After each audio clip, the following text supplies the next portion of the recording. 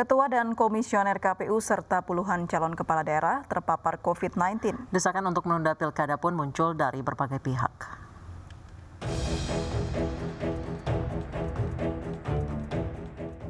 Pilkada serentak 2020 akan dilaksanakan 9 Desember mendatang. Namun sekitar 3 bulan jelang hari pencoblosan, berbagai desakan untuk menunda muncul dari berbagai pihak. Alasan utamanya adalah kasus positif COVID-19 yang terus meningkat di berbagai daerah. Apalagi sedikitnya 60 calon kepala daerah dinyatakan positif corona oleh Satgas Penanganan COVID-19. Tak hanya itu, Ketua KPU Arief Budiman dan Komisioner KPU Pramono Ubaid juga terpapar COVID-19 dan sedang isolasi mandiri di rumah dinas. Pihak-pihak yang mengimbau untuk pilkada ditunda diantaranya adalah mantan Wakil Presiden Yusuf Kala. JK yang juga Ketua Palang Merah Indonesia mengimbau pilkada serentak ditunda sampai vaksin ditemukan, sehingga keselamatan dan kesehatan masyarakat lebih diutamakan. Sejumlah anggota DPR juga meminta pilkada serentak ditunda untuk menekan munculnya klaster-klaster baru di Indonesia. Selain itu, PBNU juga meminta KPU menunda pilkada dan merelokasikan anggaran pilkada bagi penanganan krisis kesehatan. Banyaknya kekhawatiran yang muncul dikarenakan besarnya potensi pelanggaran protokol kesehatan dalam tahap-tahap pilkada, terutama kampanye. Bahkan ketika tahap pendaftaran saja, banyak kandidat dan pendukungnya yang mengabaikan protokol kesehatan dengan membuat kerumunan. Pilkada serentak rencananya akan digelar di 270 daerah, terdiri dari 9 provinsi, 224 kabupaten, dan 37 kota, termasuk kota Makassar yang menggelar pilkada ulang. Masa kampanye pilkada serentak akan dimulai 26 September hingga 5 Desember 2020. Kampanye ini meliputi tatap muka terbatas, debat publik, hingga kampanye di media massa. Masa tenang dan pembersihan alat peraga kampanye akan dimulai pada 6 Desember hingga 8 Desember 2020. Sedangkan pemungutan suara serentak akan digelar 9 Desember 2020. Rencananya dalam gelaran Pilkada Serentak 2020, petugas dan pemilih wajib menggunakan masker, menjaga jarak saat antre, dan menggunakan sarung tangan. Bagi pemilih lansia, ibu hamil, dan penyandang disabilitas akan didahulukan untuk memilih. Tim Liputan iNews melaporkan. Dan pemirsa, bagaimana nasib Pilkada Serentak 9 Desember nanti bila pejabat-pejabat KPU Pusat, KPU Daerah, dan calon kepala daerah banyak yang terpapar positif COVID-19, dilanjutkan atau ditunda? Kami akan membahasnya bersama anggota KPU I Dewa Rakasandi, Wakil Ketua Komisi 2 DPR RI Muhammad Arwani Tomafi, dan Guru Besar Fakultas Kesehatan Masyarakat UI Ari Fahrial Syam. Selamat sore Bapak-Bapak. Ya, selamat sore. Saya ke Pak Dewa terlebih dahulu. Pak Dewa, bagaimana ini masih mau dilanjut atau bagaimana? Pak Arief, Ibu Evi, Pak Pramono terpapar COVID-19 positif, di daerah pun banyak yang terpapar COVID-19 dan 60 bakal calon positif COVID-19. Ya, baik, terima kasih.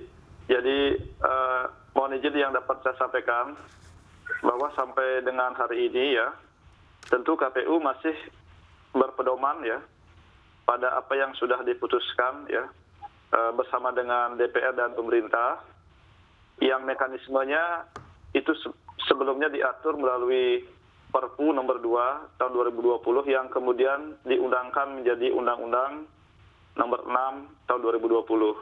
Nah, kami KPU kemudian ya menggunakan Peraturan KPU nomor 5 tahun 2020 tentang tahapan. Jadi sebelum ada keputusan baru ya dari ketiga lembaga yang diberikan kewenangan oleh Undang-Undang nomor 6 tahun 2020, tentu sebagai penyelenggara pemilu dan pemilihan kami berkewajiban untuk tetap menyelenggarakan tahapan.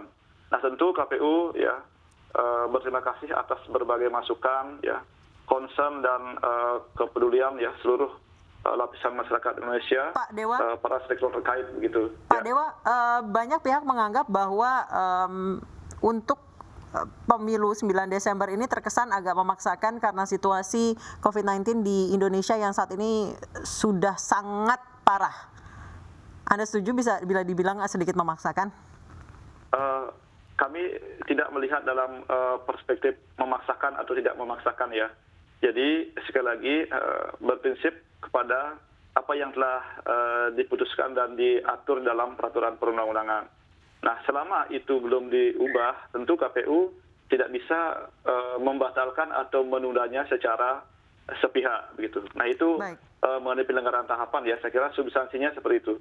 Jadi KPU ini hanya menaati peraturan yang telah dibuat terkait pilkada ini ya Pak ya. Baik, saya ke Komisi 2 Pak Arwani, tanggapan Anda ditunda atau dilanjut saja dengan situasi yang seperti ini? Ya, jadi memang situasi yang kita lihat bersama-sama sekarang ini, terutama sekali dalam tahapan pendaftaran kemarin, memang membutuhkan satu langkah taktis, ya, lalu juga kecermatan kita semua, ya.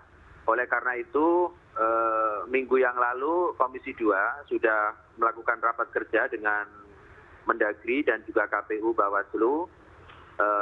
Kita melakukan langkah-langkah taktis, misalnya minta kepada pemerintah bersama dengan KPU dan Bawaslu untuk merumuskan sanksi yang lebih tegas lagi dan juga norma yang lebih memberikan pemahaman, ya. Kenapa? Karena selama ini kita melihat bahwa pengaturan terkait dengan penerapan protokol kesehatan itu kurang dilengkapi dengan pemahaman terkait dengan sanksi yang jelas dan juga tegas, gitu. Oleh karena itu kita juga perlu untuk melakukan revisi pengaturan kegiatan-kegiatan tahapan selanjutnya, misalnya Sampai di mana Pak pembahasan hal tersebut? Iya, kita sudah kita sampaikan kepada pemerintah dan KPU dan kita menunggu minggu ini. Rencana kita minggu ini kita akan lakukan raker dengan Mendagri. Juga kita ya hari Rabu kita juga akan mengundang KPU lagi untuk menindaklanjuti perkembangan terkait dengan rumusan sanksi itu. Baik, jadi tidak ada opsi ditunda ya Pak ya, hanya sanksi diperketat gitu. Nah, kalau soal opsi menunda pilkada, undang-undang ya, peraturan perundang-undangan kita memberikan ruang untuk itu. Nah, tinggal bagaimana nanti KPU bersama dengan pemerintah dan juga Komisi 2 mencermati situasi yang berkembang seperti ini. Memang kalau kita lihat perkembangan dari hari-hari ini, kita mendapati situasi yang sepertinya ya di lapangan semakin banyak ya penyebaran COVID ini, semakin sulit untuk bisa kita terapkan protokol kesehatan juga. Oleh karena itu kita nanti akan minta kepada pemerintah Mendagri bersama dengan Satgas COVID untuk menjelaskan fakta di lapangan seperti apa, data-data di lapangan seperti apa, misalnya kesiapan petugas medis, kesiapan petugas lapangan kita, kesiapan rumah sakit dan sebagainya. Saya kira hal-hal seperti itu nanti kita akan bicara, diskusi dengan data-data yang disajikan oleh pemerintah. Jika memang kondisinya tidak memungkinkan untuk penerapan protokol kesehatan, juga kondisinya tidak semakin baik, saya kira undang-undang memberikan ruang untuk itu.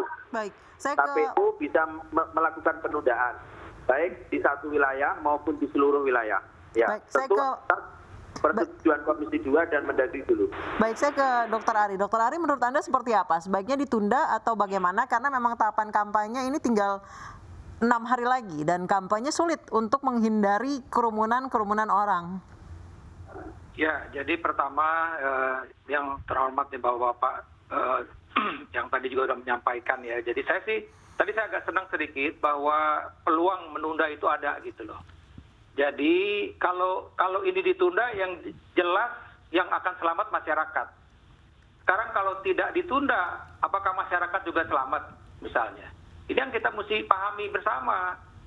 Ya, angka kita sekarang ada di 244.000 dan peningkatannya itu sekarang bicaranya sudah 4.000 per hari.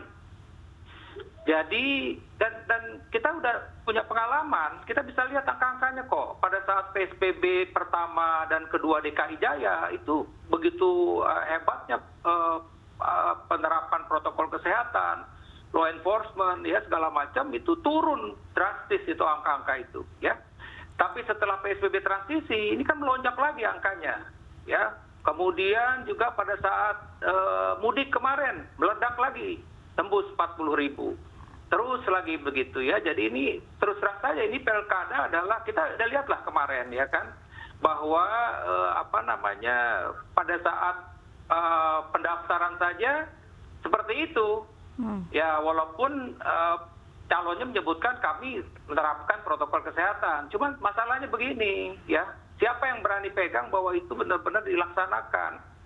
Kalau saya sih berpikir begini, lebih baik bapak-bapak di DPR berpikir bagaimana untuk menunda dulu deh gitu larinya.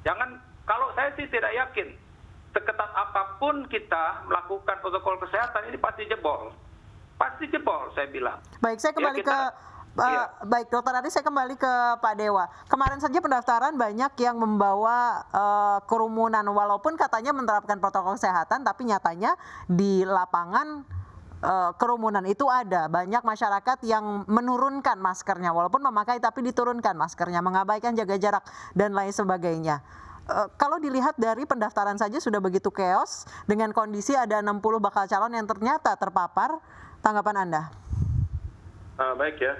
Jadi memang kami telah melakukan evaluasi terhadap hal itu dengan melibatkan segenap stakeholder terkait ya di tingkat pusat sampai kemudian di daerah. KPU telah bersurat dan berkoordinasi kepada KPU provinsi dan kabupaten kota tentang langkah-langkah apa yang seharusnya dilakukan dalam menyikapi penyelenggaraan tahapan berikutnya. Saya kira begitu. Tapi kembali ke tadi ya, Pak Arwani sudah menyampaikan, tentu KPU akan terus melakukan evaluasi ya bersama DPR dan pemerintah dalam waktu dekat ini. Ya mudah-mudahan situasi ini akan bisa ada jalan keluarnya begitu.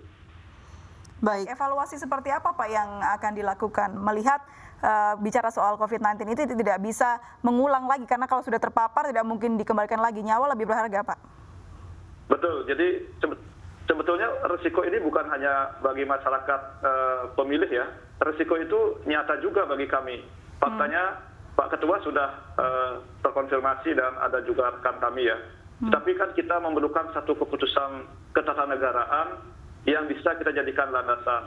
Nah posisi KPU sekali lagi mohon maaf kami tentu tidak bermaksud memaksakan ya. Jadi kami selaku penyelenggara berkewajiban menghormati dan melaksanakan apa yang sudah diputuskan. Undang-undang memungkinkan opsi penundaan, tetapi tentu itu harus diambil melalui mekanisme yang juga diatur dalam undang-undang.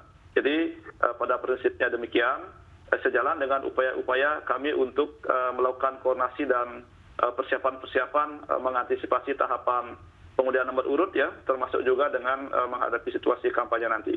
Baik, saya ke Pak Arwani. Pak Arwani, jika memang ada belum ada keputusan untuk ditunda, ini proses akan terus jalan dengan kondisi Indonesia yang seperti ini. Angka positif harian sudah lebih dari 3.000, bahkan 4.000. Jika tidak diputuskan segera, masa kampanye 6 hari lagi, persiapan pasti yang dilakukan bakal calon ini semakin banyak, mungkin belusukan dan lain sebagainya. Tidakkah itu menciptakan semakin banyak penularan di lapangan?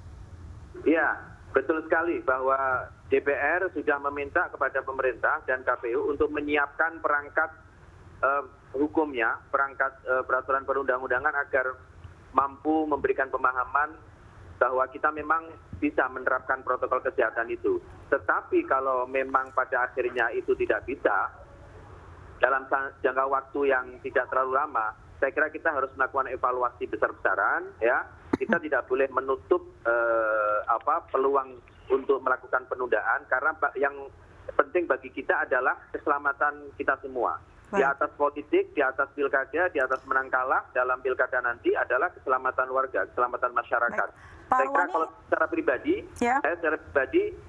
kalau dalam 1 bulan ini tidak ada perubahan yang signifikan, menurut saya penundaan itu harus dipikirkan. Pak Arwani, apa sih Pak resikonya jika pilkada ini ditunda Pak?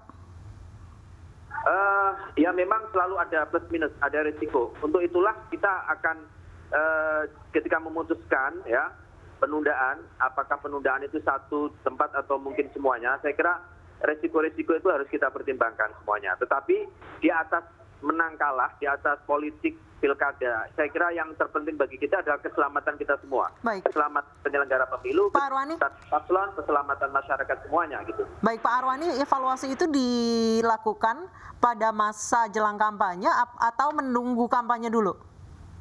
Saya kira kita minta sebelum tahapan kampanye ini ada pertemuan sekali lagi untuk membicarakan kondisi terkini ya, termasuk tindak lanjut pemerintah di dalam merumuskan sanksi-sanksi yang kita minta pada rapat kerja kemarin gitu.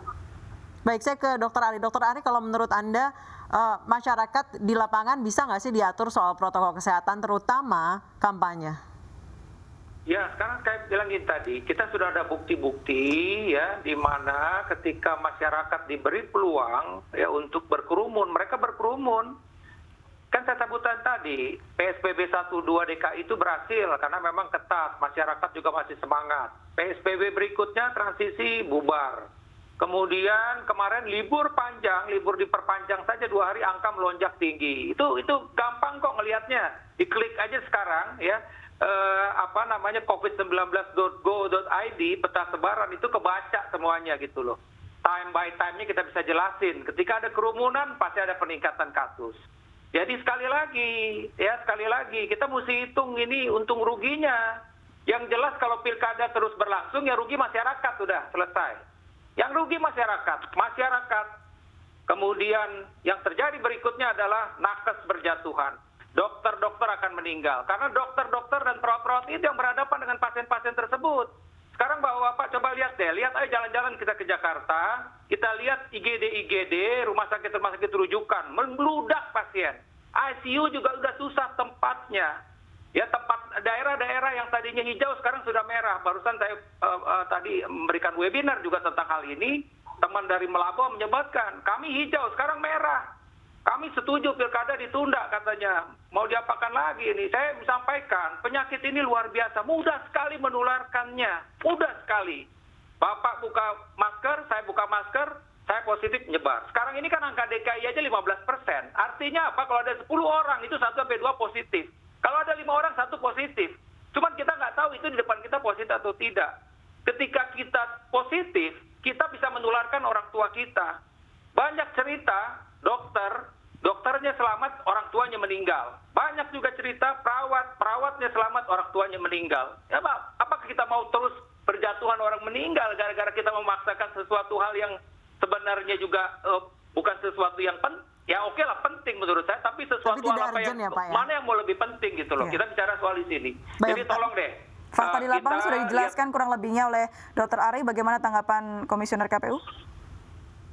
Ya, saya kira itu menjadi pertimbangan kami ya. Sekali lagi, pada prinsipnya tentu ya, penyelenggaraan pilkada ini saya meyakini ya tidak dimaksudkan kemudian untuk terjadinya korban ya, apalagi korban jiwa yang tentu sangat kita prihatinkan. Jadi sekali lagi, sebagaimana yang sampaikan tadi, saya kira evaluasi ini penting untuk dilakukan secara komprehensif dan semua pihak harus berkomitmen untuk mengambil langkah-langkah secara konkret di lapangan. Tentu kami KPU tidak bisa sendiri. Nah, kemudian kembali ke apakah tahapan dilanjutkan atau tidak, maka kami tentu ya KPU mematuhi mekanisme yang ada. Nah, kalau memang nanti ada evaluasi apapun bentuknya dan jika itu memang diputuskan secara sah ya sesuai dengan mekanisme ketatanegaraan, KPU melaksanakan. Nah, ini tentu ya harus kita perhatikan bersama-sama. Karena inilah masalah yang sangat penting dan strategis, tentu tidak boleh salah ya di dalam memutuskannya. Itu yang dapat saya sampaikan. Baik, Pak Arwani, keputusan mengenai atau perubahan kebijakan mengenai pilkada dan COVID-19 ini, bukankah harus dibuat sangat cepat karena memang penularan itu terjadinya sepersekian detik, Pak? Iya, jadi opsi pertama adalah mencoba merumuskan satu peraturan ya, norma terkait sanksi. Yang kedua adalah revisi beberapa tahapan kegiatan, misalnya kampanye fisik. Jika memang menurut data paparan dari pemerintah dan Satgas Covid bahwa kegiatan fisik, kampanye fisik itu tidak memungkinkan, maka opsi kita tiadakan itu terbuka. Nah, terhadap beberapa opsi yang lain termasuk bagaimana agar pelaksanaan ini bisa tetap berlangsung, tapi protokol kesehatan tetap harus diterapkan. Tapi kalau prasyarat tentang penerapan prokes itu tidak bisa diterapkan, maka ya kita tidak bisa memaksa. Tentu sekali lagi bahwa keselamatan kita, kemanusiaan kita, ya terkait dengan keselamatan jiwa kita itu di atas segala-galanya, di atas politik, di atas pilkada. Baik, Pak Arwani, kalau misalnya kita melihat tadi dari paparan fakta di lapangan yang telah dipaparkan oleh Dr. Ari, memang masyarakat ini tidak bisa diatur dan jika ada kerumunan, mereka cenderung untuk berkerumun dan memang sulit diatur, melepas masker, menjaga jarak dan lain sebagainya. Di lapangan memang sulit untuk diterapkan. Iya, saya kira memang penerapan protokol kesehatan ini makanya harus betul-betul dilakukan satu kesepahaman semuanya ya, antara penyelenggara, pemerintah sendiri, lalu juga partai politik, pengusung, pendukung, ya, termasuk relawan-relawan. Mereka juga punya semangat untuk melakukan dukungan dalam bentuk kerumunan, dalam bentuk tidak pribadi ya, kegiatan-kegiatan. Nah, inilah yang harus kita atur. Nah, di sini ada opsi yang optimis, ya, opsi moderat yang optimis bahwa ketika ini diatur, termasuk sanksinya, ya, termasuk jika memang tidak memungkinkan, maka kegiatan kampanye fisik itu ditiadakan. Saya kira pelaksanaan demokrasi pilkada gaya baru, gaya pandemi ini mungkin bisa dilakukan. Tetapi sekali lagi bahwa jika itu tidak bisa dilakukan, ya, maka kembali kepada Perpu bahwa pilkada ini kita lakukan dengan syarat, ya, penerapan protokol kesehatan. Jadi yang harga mati itu adalah penerapan protokol kesehatan, bukan 9 Desember, gitu. Baik, Dr. Ari, silakan tanggapannya. Ya, terima kasih. Saya sih apa yang disampaikan oleh Pak Arwani tadi, bahwa memang teman-teman di DPR juga melihat peluang tadi. Walaupun option pertama protokol kesehatan, kemudian yang kedua apakah tidak ada kampanye, ya artinya itu juga penting. Kemudian yang ketiga adalah menunda gitu ya. Kalau yang protokol kesehatan pertama saya rasa saya sih itu agak berat. Terus terang saja kita mesti belajar dari pengalaman dan keterbatasan. Kita tahu juga lah bahwa masker itu kan juga oke dia menggunakan masker. Kita lihat bagaimana tepat atau tidak masker digunakan. Kemudian kalau kita lihat apakah maskernya itu sesuai atau tidak misalnya. Jadi banyak hal yang kita mesti lihat. Ya, kemudian yang kedua lagi, kalau memang itu tetap tidak memungkinkan itu ditunda, betul tadi saya setuju sekali kalau memang tidak ada kampanye-kampanye. Ya, hari ini sudah ada mulai belusukan-belusukan. Tentu ada semangat dari para pendukungnya itu untuk berfoto, ya kan, untuk tersenyum, tertawa. Ketika tertawa-tawa itu lepas itu droplet, gitu loh. Jadi ini hal yang kita mesti perhatikan, bahwa menularnya itu mudah sekali menularnya. Itu yang saya sampaikan, masyarakat mesti paham. Ya sekarang ini kan kita udah makin, dulu mungkin masih kita dengar itu teman kita masih mungkin dengar tetangga gitu ya, masih jauh. Sekarang udah semakin dekat ini, ya teman yang kita kenal kemarin tahu-tahu meninggal, ini semakin dekat sekarang kok. Ya anggota DPR juga demikian. Ya barusan juga saya dengar di Sumatera Barat ada bupati yang meninggal, ya kan, ini juga anggota KPU, komisioner KPU juga ada yang kena begitu. Jadi artinya apa? Bahwa bicara soal orang kena COVID itu udah bukan sesuatu yang aneh lagi. Ya, setiap hari itu akan kita dengar lagi, tinggal nunggu besok siapa lagi yang kena COVID, besok siapa lagi yang kena COVID. Kenapa? Karena memang tadi begitu banyaknya transmisi lokal yang terjadi, asimptomatik itu ada di mana-mana. Bahkan saya pada satu kesempatan saya bilang, kalau mau selamat, maka Anda harus merasa bahwa Anda OTG dan lawan Anda atau OTG. Artinya apa? Kita akan menjaga protokol kesehatan tersebut. Tapi masalahnya, apakah masyarakat kita sedang euforia, berbangga-bangga dengan calon kepala daerahnya itu sama seperti kita yang ada di sini. Saya juga bicara di radio, saya bilang mungkin yang pendengar radio ini ngerti, paham, tapi masyarakat yang tidak mendengarkan radio Anda ini dengar nggak itu loh gitu. Jadi itu yang jadi masalah. Belum lagi kita bicara soal tingkat pasrah. Saya ini masih praktek, masih ketemu pasien gitu ya. Kebetulan ya pasien-pasien itu cemas gitu. Kemudian kalau memang lagi ada lagi tadi, ya udah deh. Ya saya sih pasrah aja lah dok, mau ngapain, mau kena, mau apa begitu. Jadi itu tadi, ketika menghadapi masyarakat yang pasrah, itu masalahnya di situ. Artinya apa? Ya udah dia pasrah. Di lapangan banyakan yang pasrah atau banyakan yang taat? Ya sekarang kita mau lihatnya di mana. Kalau saya tiap hari berangkat dari Cengkareng ke Cempaka Putih, saya bilang banyak orang pasrah. Dia tidak menggunakan masker yang benar sepanjang perjalanan ini. Baik, kita ke Komisioner KPU RI, Pak Dewa. Pelaksanaan kampanye secara virtual, apakah mungkin dilakukan dan bisa diterapkan di tengah masyarakat? Ya, betul. Salah satunya itu ya. Jadi kami sudah merancang dalam perubahan PKPU nomor 4 tahun 2017 yang sudah selesai diharmonisasi. Memang KPU telah mendorong ya pemanfaatan teknologi informasi dan komunikasi untuk kampanye. Nah, misalnya kami ya setelah mengatur jumlah akun media sosial yang bisa dibuat oleh bakal pasangan calon, demikian juga kampanye di media daring. Jadi kampanye di media sosial itu bisa dilakukan selama masa kampanye. Demikian juga di media daring.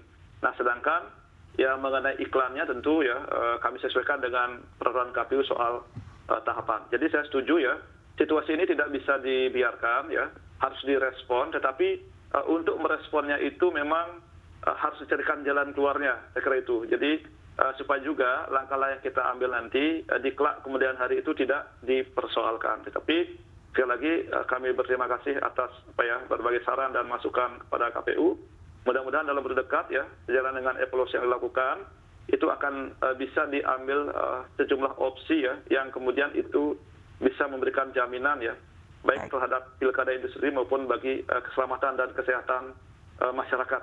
Baik, kita tunggu keputusan pemerintah dan juga KPU untuk bisa menyelenggarakan pilkada dengan aman bagi masyarakat, begitu karena waktu sudah habis.